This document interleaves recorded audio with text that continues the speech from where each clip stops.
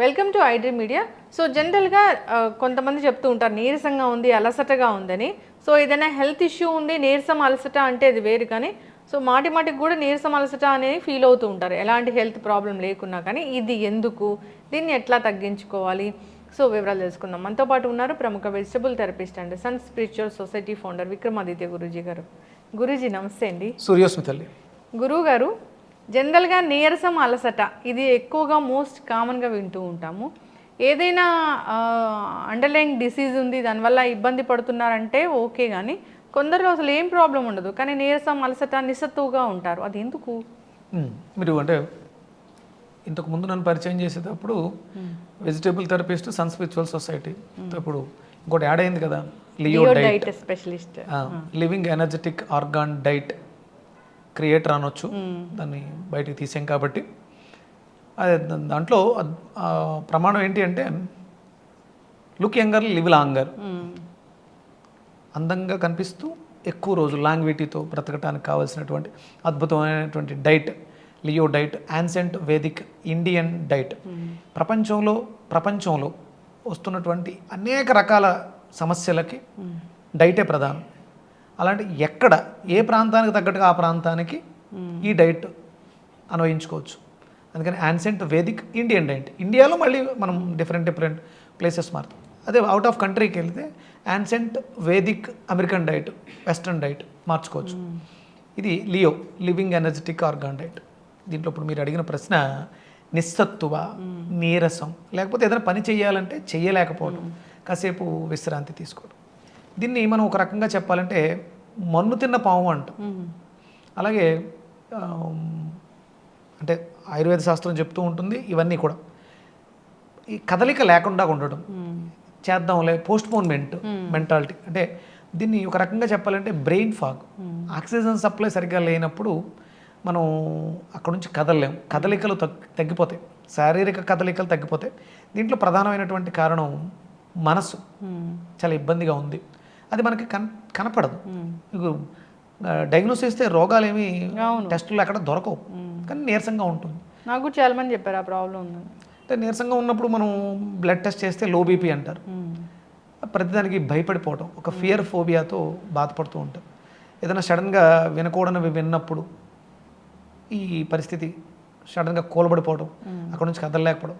అంటే ఇక్కడ ప్రధానంగా ఏంటి అంటే మన లియో డైట్లో మనసు చెడిపోయింది కాబట్టి శరీరం పాడైపోతూ ఉంటుంది. దీంట్లో మనం మన డైట్లో ముఖ్యంగా చేర్చుకోవాల్సింది ఏంటి అంటే గాలి వెలుతురు ధారాళంగా ఉన్నటువంటి ప్రాంతాల్లో నివసించడం. కార్బన్ డైఆక్సైడ్ ఎక్కువగా ఉన్న చోట మనిషి నిస్సత్తుగా ఉంటాడు.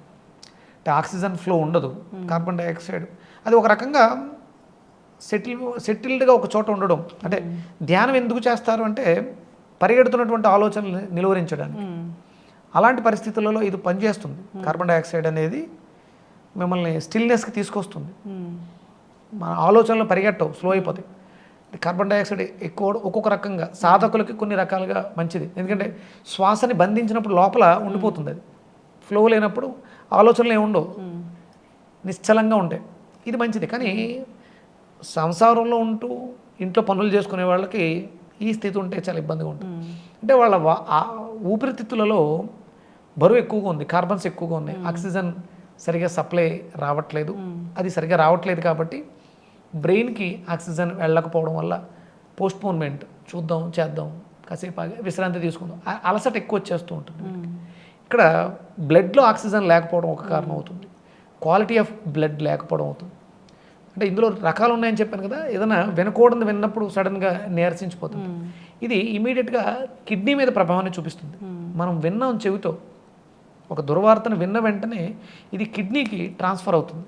ఒక భావోద్వేగం, బాధ, ఇది కూడా మనిషిని కుంగ తీసేస్తుంది. మనం అంటే ఇప్పుడున్నటువంటి జనరేషన్ వీటిని ఎక్కువ ఫేస్ చేయడానికి కారణం ఏంటంటే చూస్తున్నటువంటి టీవీలలో చూస్తున్నటువంటి దృశ్యాలు మనసు మీద ప్రభావాన్ని చూపించి మనల్ని మానసికంగా బలహీనలు చేస్తాం. మనం సెల్ ఫోన్ చూస్తున్నాం, విపరీతంగా చూస్తున్నాం, ఇవన్నీ దానివల్ల వచ్చేస్తున్నాయి. భావోద్వేగాల్లో ఒక మనిషి ఉదయం లేస్తే సాయంత్రం వరకు సంసారంలో మీ హస్బెండ్తో, మీ పిల్లలతో మీరు ఎక్కువ ఉద్వేగానికి లోనయ్యే సిచ్యువేషన్స్ ఎన్ని ఉంటాయి, గట్టిగా ఉంటాయి. కూరలో ఉప్పు ఎక్కువైందని గట్టిగా అరిచేయడమ్మా, అప్పుడు ఒకసారి వస్తుంది. కొంచెం నిమ్మకాయ పిండుకుంటే సరిపోద్ది కదా అని సరిపెట్టుకోకు జరుగుతుంది. కానీ ఉదయం నుంచి సాయంత్రం వరకు సెల్ ఫోన్స్లో రకరకాల ఈవెంట్స్ చూస్తున్నాం. గట్టిగా స్ట్రెస్ ఫీల్ అవుతాం. ఒకటో రెండో ఉంటాయి, భార్యాభర్తల మధ్య పిల్లల మధ్య ఒకటో రెండో ఉంటాయి. కానీ రోజుకి ఒక 7, 8, 10, 15 ఇవి చూస్తున్నాం. ఇవి మనసు మీద ప్రభావాన్ని చూపించేసి నెమ్మదిగా 2-3 రోజుల తర్వాత ఈ ప్రభావం మనసు మీద పడి బలహీనపడిపోతూ ఉంటుంది. అందుకని కళ్ళని విశ్రాంతికి ఎక్కువసేపు ఉంచాలి, కళ్ళు మూసుకుని ఉండాలి, చల్లటి తడిబట్టలు కంటి మీద వేసుకోవాలి. అలాగే శబ్దాలు ఎక్కువ వినపడకుండా చెవులను క్లోజ్ చేయాలి. దీనికి అంటే ఈ బద్ధకానికి ప్రధానంగా బూడిద గుమ్మడికాయ చాలా అద్భుతంగా పనిచేస్తుంది. బ్రెయిన్ ఫాగుల్ని క్లియర్ చేస్తుంది. అలాగే మనం చెవులు అన్నాం కదా, వంకాయ చాలా అద్భుతంగా పనిచేస్తుంది. ఈ నీరసం, నిస్సత్తువ, ఏ పని చేయలేకపోవడం, కదలేకపోవడం, ఇంకా అద్భుతంగా వంకాయ చాలా బాగా పనిచేస్తుంది. రోగం తెలియదు, ఎందుకు బాధపడుతున్నామో కూడా తెలియదు, దానికి నిమ్మకాయ చాలా అద్భుతంగా పనిచేస్తుంది. అసలు డయాగ్నోసిస్లో దొరకదు కూడా. శుభ్రంగా 2 నిమ్మకాయలని రసం పిండేసి చిన్న అల్లం ముక్క వేసి గ్రైండ్ కొట్టేసి వడకట్టేసుకుని దాంట్లో కొంచెం ఉప్పు మిరియాల పొడి వేసుకుని తాగేస్తే మీ నీరసం ఇలా ఫ్రాక్షన్ ఆఫ్ సెకండ్స్లోనే శక్తిని ఇచ్చేస్తుంది. వంకాయ బూడిద గుమ్మడికాయ కలిపి జ్యూస్ చేసుకుని కూడా తాగేయచ్చు. వంకాయ బూడిద గుమ్మడికాయ 2 కలిపి తాగొచ్చు.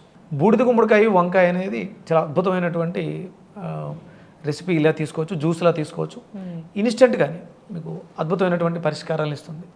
ఎస్, చక్కటి ఇన్ఫర్మేషన్ గురువుగారు.